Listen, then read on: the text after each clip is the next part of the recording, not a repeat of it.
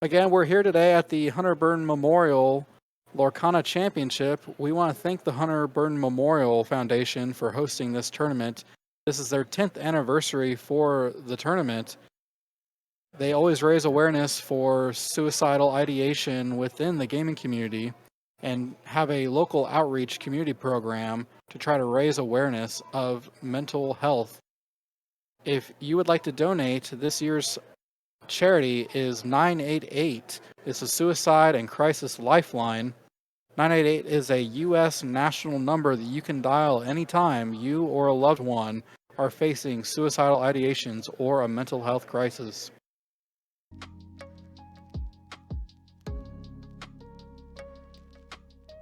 Hi everyone, we are back. This is Liam and Aaron from the Illumiteers. Elena is on the mic as well. Yes. We'll so see if we have fussing or grabbing at the microphone. It's a family game. It's a family channel. We're family casting this game. Really excited for this matchup here. We have a Steel Sapphire against Sapphire Ruby. We saw Sapphire Ruby last round take the round on our feature table, and so we're getting to see this deck perform again here, although a different player, different pilot, so very excited. And I will say, for those of you who have been with us for the most of the day today, Tamatoa Bro there on the right is Cruz with the Lorcana Bros group.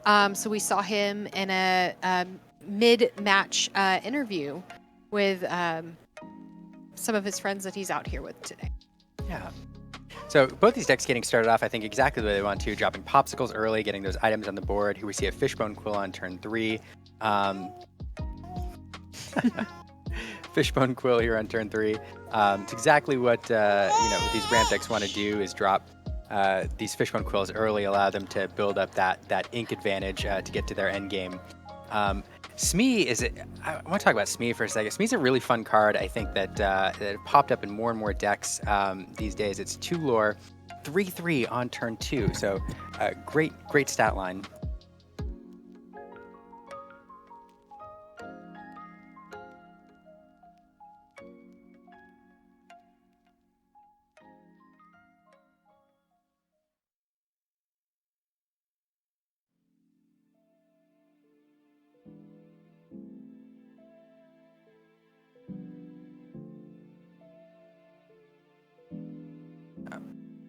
That's great. Here we have Cogsworth Grandfather Clock. This Cogsworth Grandfather Clock, a terrifying card you don't want to play against. Giving everything else resist, makes your board a little bit sticky. All right, both players now ramping the board a little bit. We see a 1 jump ahead. We see a couple of Mickey Mouse detectives getting that extra ink advantage. So both of these ramp players getting that extra ink out there. It is always interesting when you see these ramp decks play against each other, because both of them want to develop an ink advantage over their opponent to be able to play more than their opponent on any given turn. And when you're ramping against a ramp deck, sometimes you're just both surging towards those endgame cards. Here we have Gaston coming out. Another card more and more popular this meta. I don't think we saw him a lot in set 2, but both the ability to kind of dig for your combo pieces, as well as that 3 lore, allowing you to close out games. That 3 lore also in Lucky Dime decks, giving the Lucky Dime a little bit of something to feed off of. So.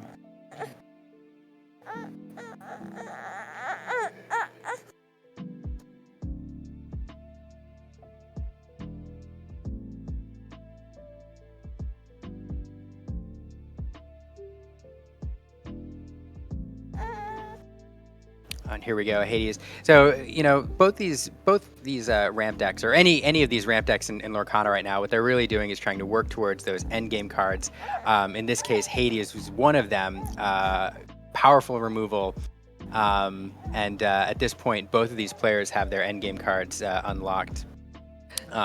We will see that kind of the traditional endgame cards over on the Sapphire Ruby side with Maleficent, Hades that we're used to seeing. Tamatoa now making an appearance in this set 3 season.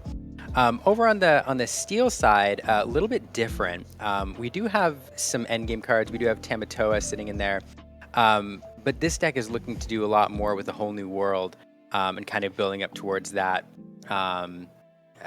Wheeling consistently at the end game and dropping answers on the board or a wide board with all of the cards. So it's interesting, is both players are building up towards an end game state where they can utilize their their massive amount of ink that they're developing, but they're both going to play they're each going to play the end game slightly differently. One going a little bit more, trying to go a little bit more wide with a whole new world, giving him answers, and then on the other side, working towards those big finishers. And of course, with the Lucky Dime and Tamatoa combo on the Ruby Sapphire side. So, Liam, we've seen, the meta open up quite a bit with Inklands. We saw it so heavily leaning towards Ruby Amethyst at the end of Floodborn. What do you think we kind of owe seeing a lot more? I feel like we see a lot more Sapphire in the meta right now than we did when we were back kind of in the Floodborn world. Is there a specific card or group of cards that we can kind of owe that to, or what are your thoughts on that? Well, Sapphire was always there were always Sapphire in the meta. Sapphire Steel was kind of a popular deck that was hanging around in Season 2 quite a bit. But I do think there's a few specific cards. Lucky Dime is one of them. We got a few more items that made Tamatoa a little bit more useful. But Lucky Dime is a big one that made kind of gave an end game to some of the blue ramp. And you combine that with the control of Ruby, it made it I don't know. Lucky Dime is one of the things I would attribute it to.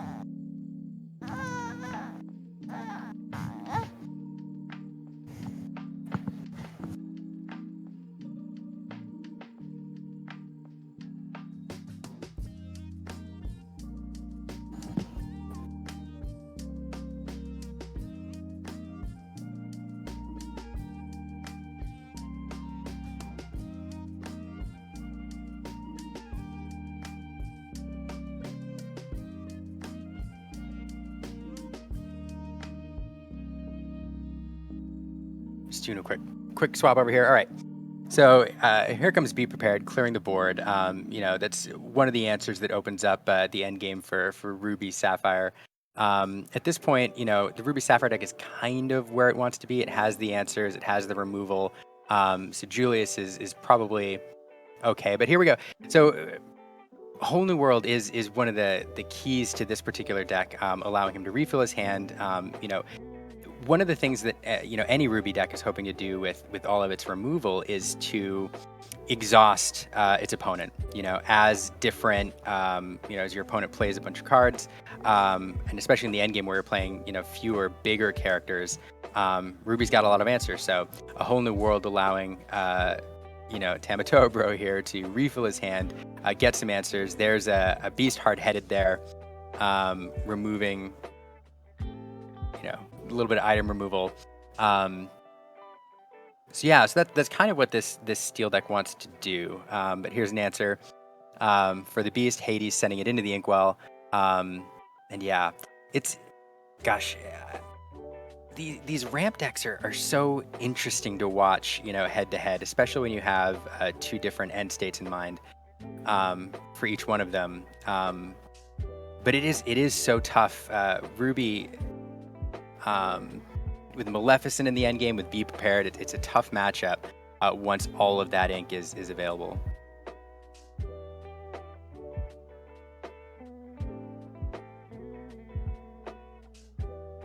Here we have Beast Tragic here on the board, another card any Steel player is happy to see in the end game, giving an extra card per turn. Maleficent coming down. Let's see where it goes.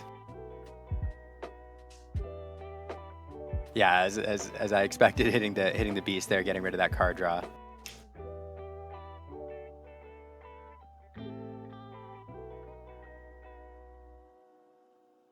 And now a pretty, I don't know if you'd call this a wide board with three characters, but for end game with with the 2 lore each, it's pretty wide. Not a lot of mass removal for Steel, other than the damage of Tinkerbell or Grab Your Swords. So a little bit of damage removal, but against these high willpower characters, it's tough to remove multiple. Here we have Tamatoa and a Popsicle.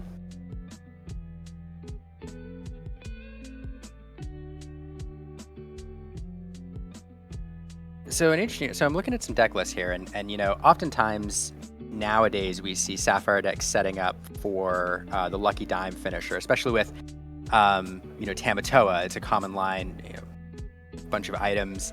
and then Lucky Dime allowing you to kind of double dip, the lure on Tamatoa. I don't see, unless my list is wrong here, I don't see Lucky Dime on the list for Tamatoa Bro over there. So, most likely looking to finish the game with, Tamatoa, a few other cards, but not leveraging the Lucky Dime for that extra lure game.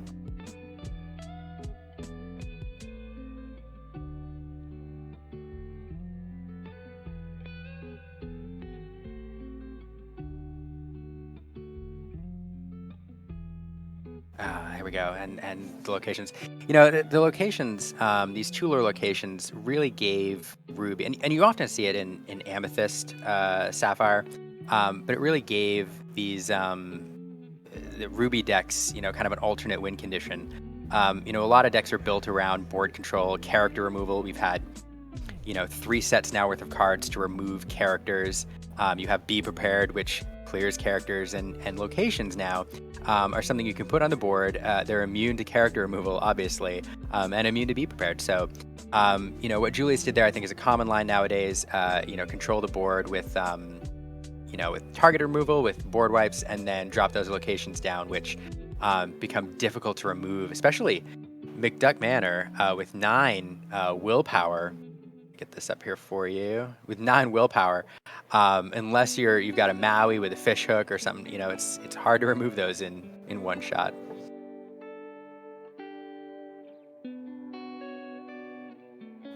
Here we see the Tamatoa. Tamatoa, as we know, gaining extra lore for each item in play. So a couple extra lore here on a Tamatoa Bro side, but a lot of catching up to do.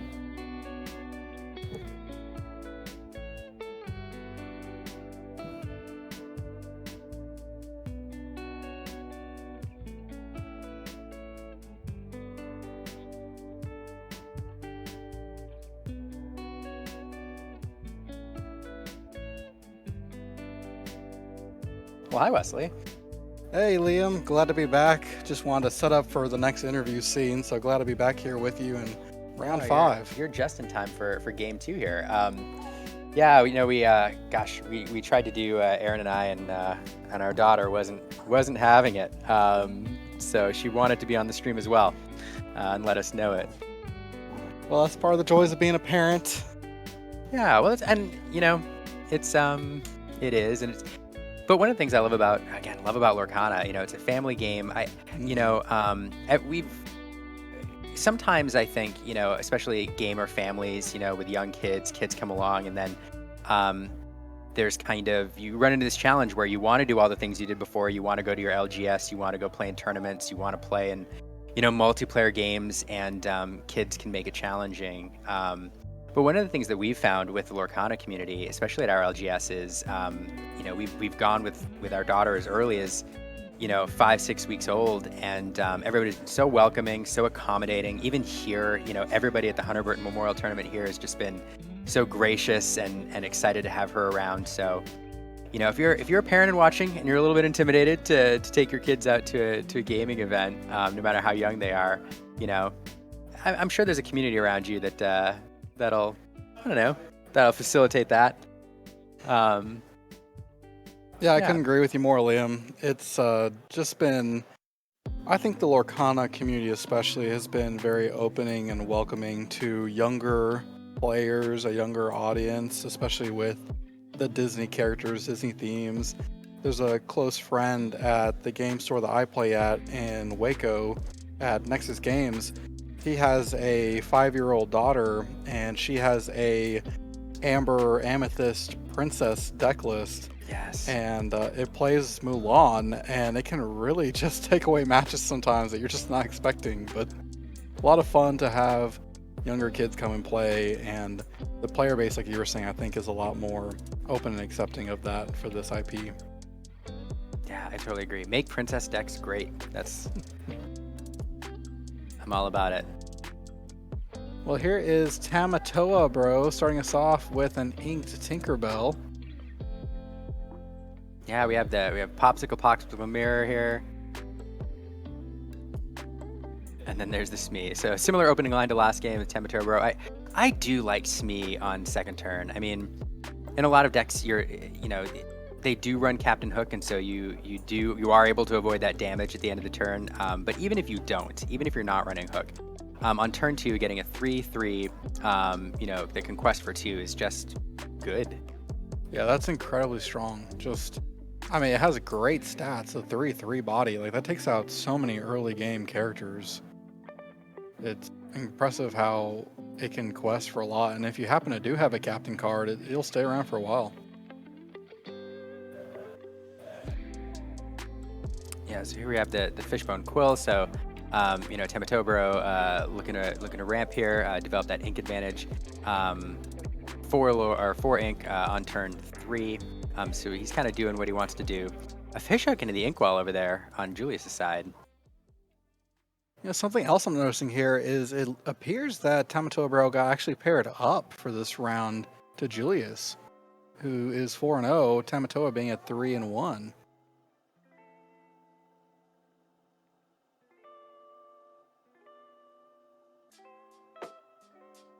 I'm being informed by the production team it's actually a draw. That's my mistake. So he must have drew during one of the matches.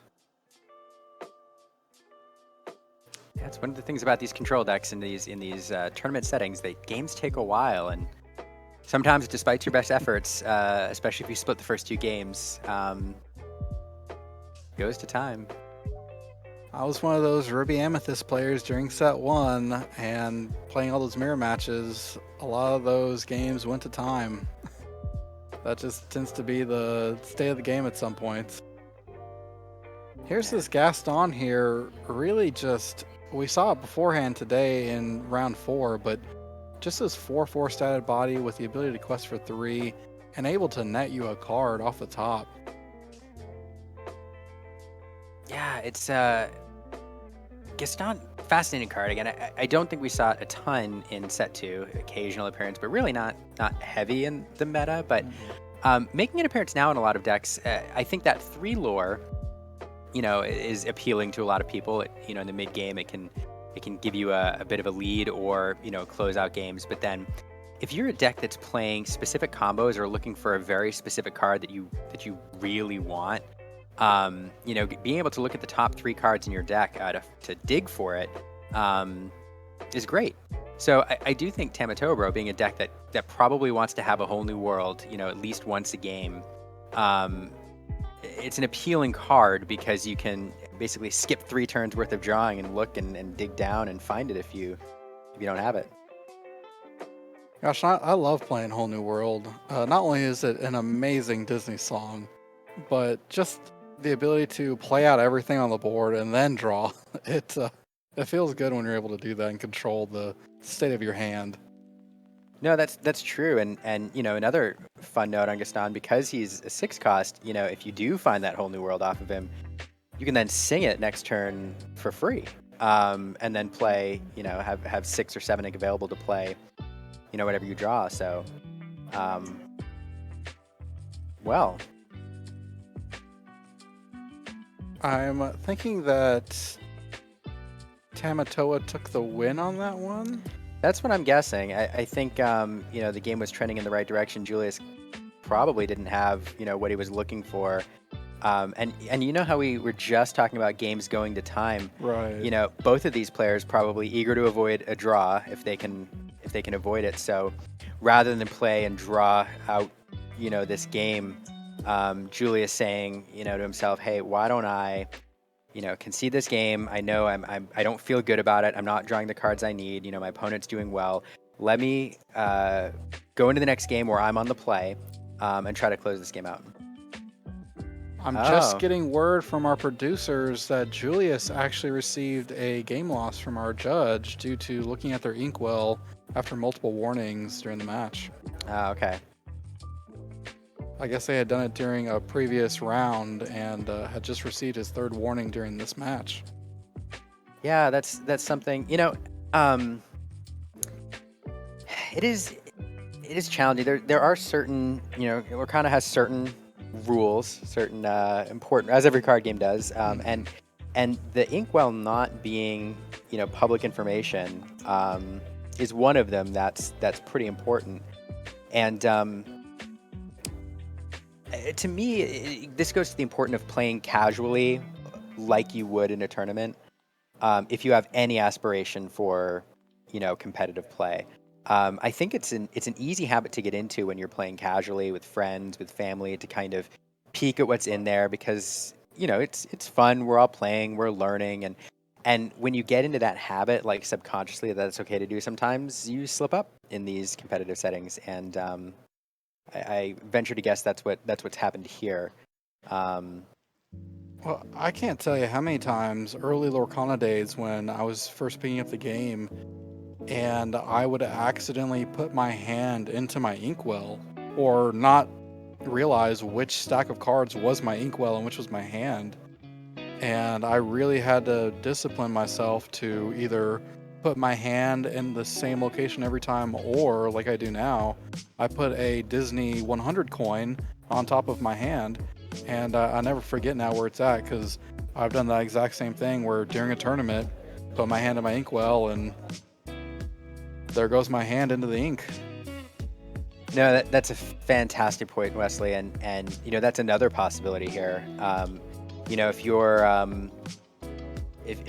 you're get confused, or if you're not in that habit like that, and especially when you're using, well, I guess it doesn't matter what sleeves you're using, but if you're not in the habit of differentiating between your inkwell and your hand, and you place your hand down, that could be what happened here, where Julius is trying to figure out, okay, I forget which one is my hand and which is my inkwell. Let me take a quick peek, and you grab the wrong one. It's not your intent in that scenario to look and gain information from your inkwell, but still violates the rules. So Right. perhaps that's what happened here.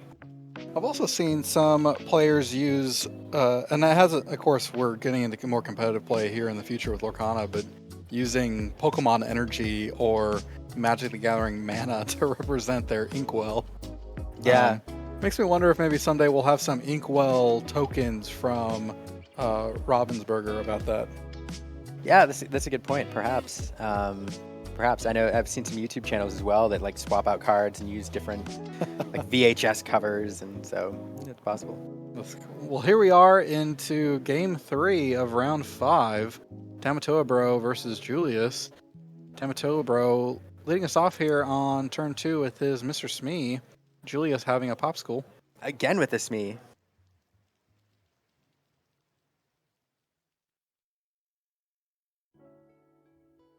Yeah, Smee is such a good card. I mean, one more time. I've raved about it twice now, but offensive. It gives you a little bit of offense, so you can remove an early threat from the board if your opponent's doing something a little aggressive, or if they're not, just quest for 2 lore early in the game and force your opponent to respond.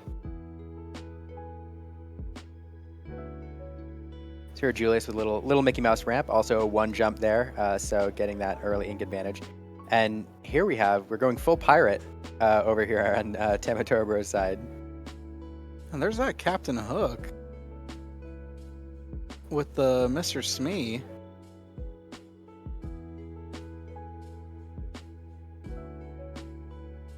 I was thinking, does the captain in his name allow him the captain ability, but I see it as a sub-type in the Dreamborn Villain Pirate Captain verbiage. Yeah, that's exactly right. Spending that damage, but it doesn't matter because here comes Maui to deal with that. This is a very aggressive line from Tamatoa Bro, and I'm willing to bet, obviously the draw facilitated it, but trying to get an early lore edge there. But Julius with the answer with the Maui. And that's one of the things, this deck, if you can ramp twice, 2 or 3 times early game like Julius did, those bigger answers become available to you. It looks like he went to ink something with Fishbone Quill and may have revealed it. I think his opponent was just letting him know, if I'm not mistaken. Yeah, that is true. That's a good point, Wesley. When you get in the habit of, revealing those cards, you put them in the inkwell. You don't have to with Fishbone Quill. No. So, probably just a small slip up there. I think you also don't with Mickey Mouse, if I'm not mistaken. So the Mickey Mouse is interesting because you don't look at it either. So both you and your opponent have no idea what's going in the inkwell with that Mickey Mouse.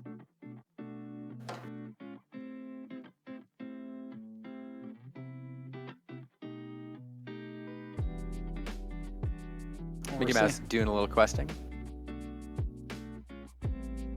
We're seeing that Maui sit back, ready to just pounce on something and challenge it. Yeah, just waiting for that Mr. Smee to go questing. Mr. Smee not taking any damage as long as it's not exerted. There's a whole new world. And interesting use of Popsicle there. So, a lot of us are used to seeing Popsicle for, a little bit of card draw, early game, but then to feed, item engines, like Hiram Flaversham or maybe a Judy Hopps or perhaps to give Tamatoa a little extra lore there. But, you forget sometimes that removing, just a little bit of damage can make such a big difference. In this case, I'm sure that Tamatoa Bro would have been more than happy to remove Maui with his hook. But taking off that extra 2 damage after challenging Smee allowed Maui to stick around and be a threat towards Smee. And here's a perfect example. Remove this one here. So Popsicle, a very versatile card, and that healing ability sometimes does come in useful. Me and Hal earlier, Hal Brady, we were talking about the fact that a lot of times, like you were saying, I forget that Popsicle even has a second ability. And sometimes situations like that where it can remove damage can really change the board state quite a bit.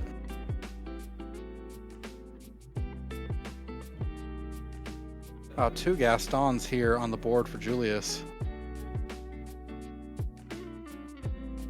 And we've seen Julius play at Evolutions Trading. He played in a Lorcana 1K that Evolutions hosted a while back.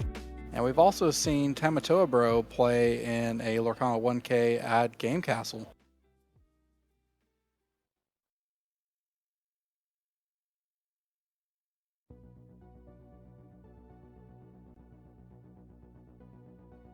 Using that Gaston to gain himself some lore. Getting removed by this Captain Hook.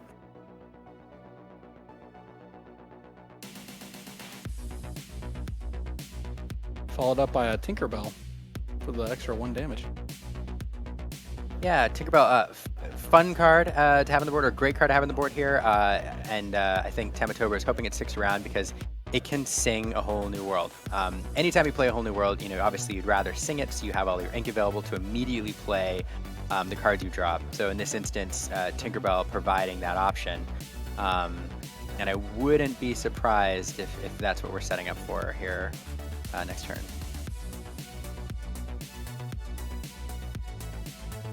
But Julia's thinking the same thing, saying, I'd rather you not sing a whole new world.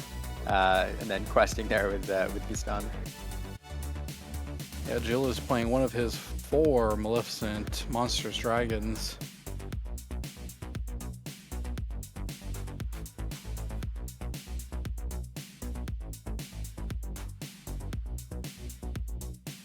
It's so interesting to see both of these lists as both Julius and Tamatoa Bro are playing Tamatoa.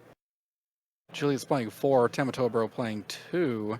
Just kind of the color splashes, the inclusion, the pairing that they're trying to use to help them get to that end result of end game plays. And there's the whole new world.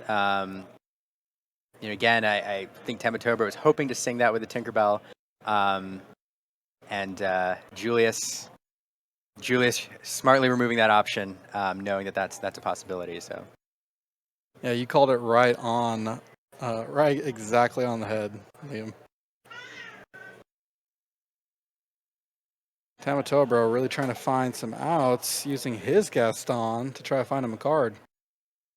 Here we go again, and again, Gaston allows you to set up that line on the board. It costs 6. It can sing a whole new world. So, I think again, Tamatoa Bro, wouldn't be opposed to playing some cards out of hand, putting some ink in the inkwell with Fishbone Quill, singing again. So setting up to be able to do that. Unfortunately, when you play a whole new world, you reload your opponent's end as well, and so probably several answers over there for a single character. But there's one thing that Ruby does well, it's remove individual characters. And here's this Lucky Dime. Speaking of cards into your opponent's hand, this Lucky Dime looking to add quite a bit of lore to the lore count for Julius, along with that Gaston being on board.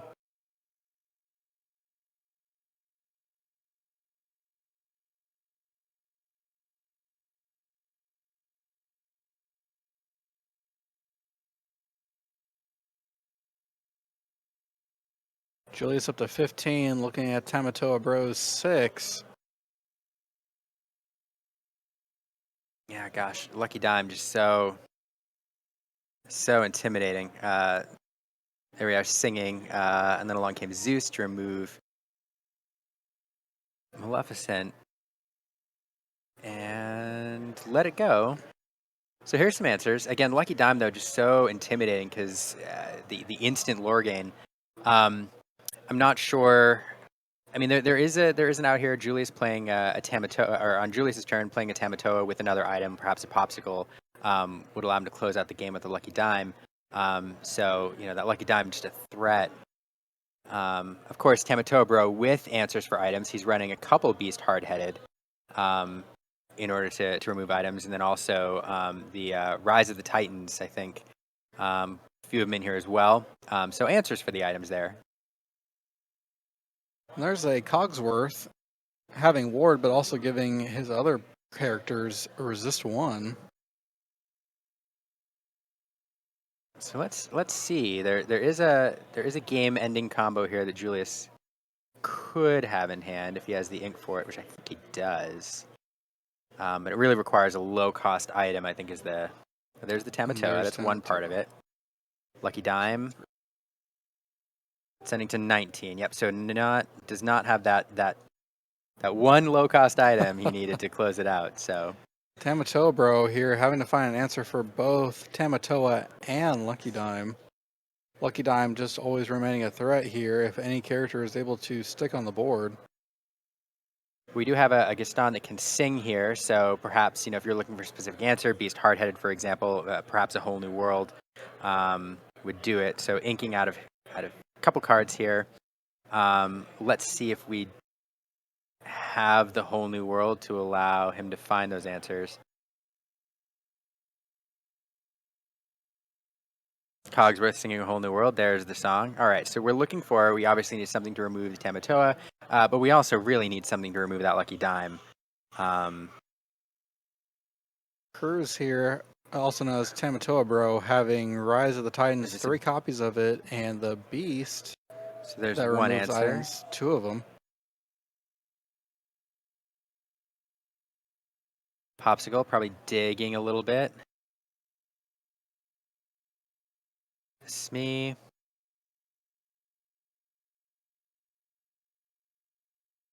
Duck Manor. I think we're seeing kind of what he had in his hand. See if he can't try to sing something. Quest.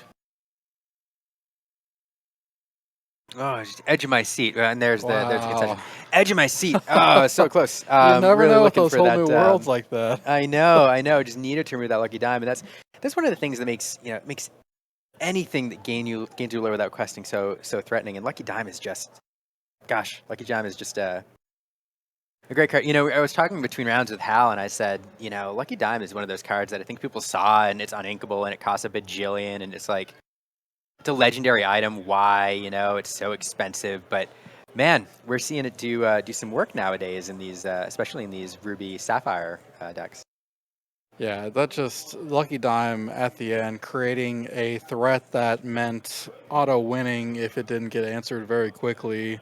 Just really showing the strength of this card and its ability to close out games, like you were saying. Just really strong. Well, we want to thank everyone here on Twitch for joining us at the Hunter Burton Memorial Lorcana Championship, the first ever. We're on round 5, just having got done, and we're going to be going into round 6, and hopefully into the top 8. I'm your announcer, Sir Ashtown, with Tourney Lore Pro, and joining us today are the Illumineers, Liam and Aaron. We want to thank them so much for coming out and for co-casting with us. We want to give a little shout out to our sponsors before we take a break and then hopefully get an interview with the winner from this round, Julius. Hey everybody, we are back with another interview while we wait for the next round to come up. This is Julius, who we just saw win on the lead table. Julius, can you remind those who are watching kind of what you were piloting, what ink colors you were playing? I was playing Ruby Sapphire Popsicle Control. Okay. So it's basically just a deck built around items.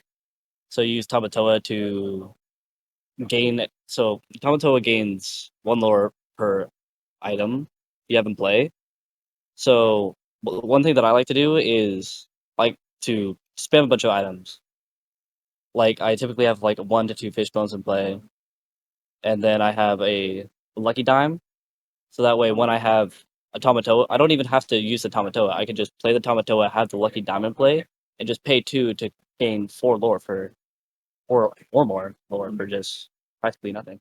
That's awesome. So how were you playing Ruby Sapphire before Inklands came out, or is this kind of a new deck for you? I was. Okay. Red blue is my favorite color combination. It's so fun to play.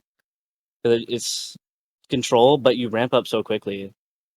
Your worst matchup is going to be purple red, but that's about it. Yeah.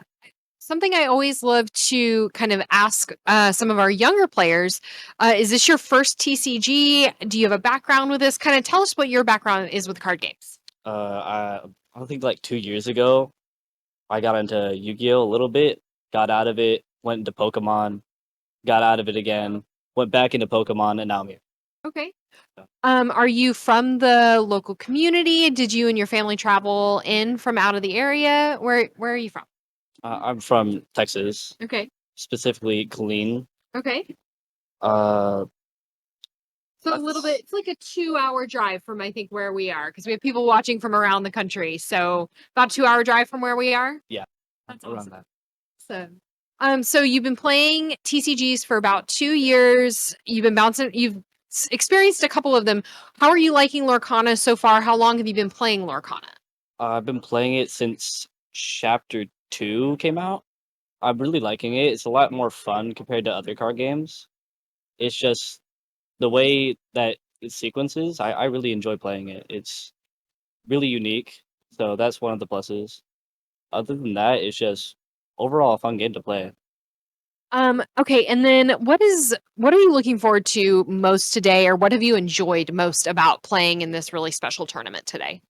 I enjoyed playing my favorite deck, red blue, because it's so quick, it's so strong. I think I just got really lucky because I didn't play a single red purple deck at all today. So that I think that's the only reason why I got the 5 wins, but I'm happy that I got here.